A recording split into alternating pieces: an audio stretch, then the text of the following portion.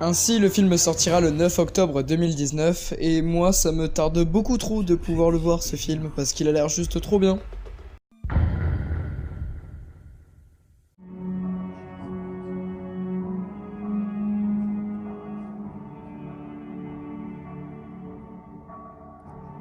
Alors, à l'heure où je tourne cette vidéo, ça fait 2 semaines que Joker est sorti, et la critique est déjà en train de le démonter.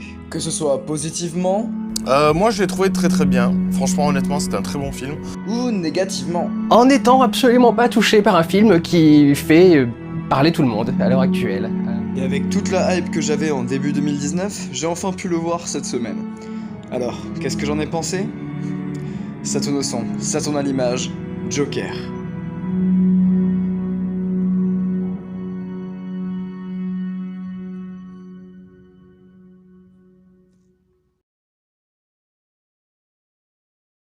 Joker est un film sorti le 9 octobre 2019 et écrit et réalisé par Todd Phillips. Il compte les célèbres acteurs Joaquin Phoenix, auquel je m'excuse de m'être trompé de prononciation dans la première vidéo, et Robert De Niro. L'histoire du film se déroule dans la ville pourrie de Gotham. On va suivre l'histoire de Arthur Fleck, un jeune homme vivant dans cette ville avec sa mère. On avait dit pas les mamans. Sauf que le pauvre Arthur, lui, il a une maladie mentale qui s'appelle la pseudo-bulbar affect. En gros, il se met à rire nerveusement quand il est dans un état de stress ou qu'il est mal à l'aise. Et d'ailleurs, petite anecdote, l'acteur a vraiment essayé de trouver des infos sur cette maladie, d'ailleurs je vais vous montrer 2-3 extraits, et franchement il arrive plutôt bien à la retranscrire.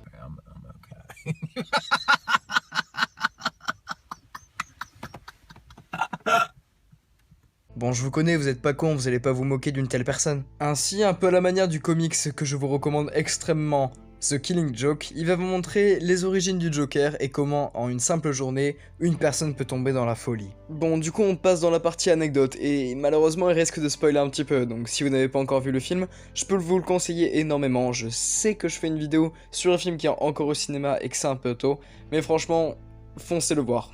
Et si vous l'avez déjà vu ou si vous vous en foutez, ben c'est parti. Murray, une toute petite requête. Ouais. Quand vous m'appellerez sur le plateau, vous pourriez me présenter sous le nom de Joker?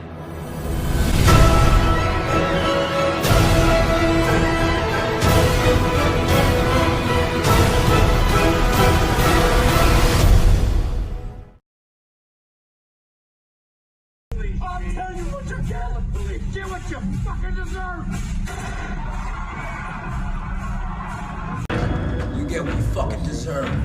No,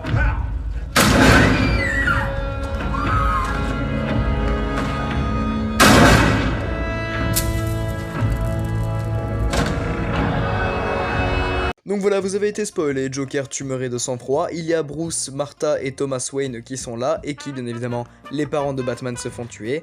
Et d'ailleurs, une grosse surprise, il y a Spanish Flea. Voilà, il y a Spanish Flea dans le film. Bien évidemment, l'anecdote la plus connue du film, c'est que Joaquin Phoenix a perdu plus de 25 kilos pour entrer dans le rôle du Joker, et les résultats sont plutôt spéciaux. Le saviez-vous, le maquillage du Joker est extrêmement inspiré du premier cas de tueur en série de clown tueur qui a été recensé, le plus connu étant Pogo le clown, et on peut voir que les maquillages se ressemblent plutôt bien. Le saviez-vous, une des grandes inspirations de Todd Phillips pour avoir réalisé ce film, c'était Martin Scorsese. Scorsese. Et surtout son film Taxi Driver, où le personnage principal était Robert De Niro.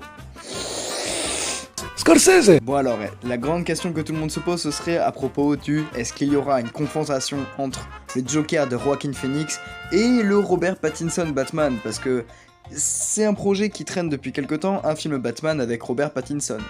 Et spoil, le réalisateur a dit que non, ça ne se produira jamais.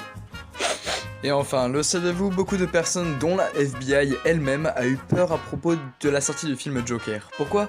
Parce que le dernier film où on a vu un Joker, c'était The Dark Knight, et à la sortie du film, il y a eu un petit attentat à cause de ce film et des messages qu'il proposait. Voilà, j'espère que ces anecdotes vous auront plu et que ça vous aura donné envie de regarder le film Joker.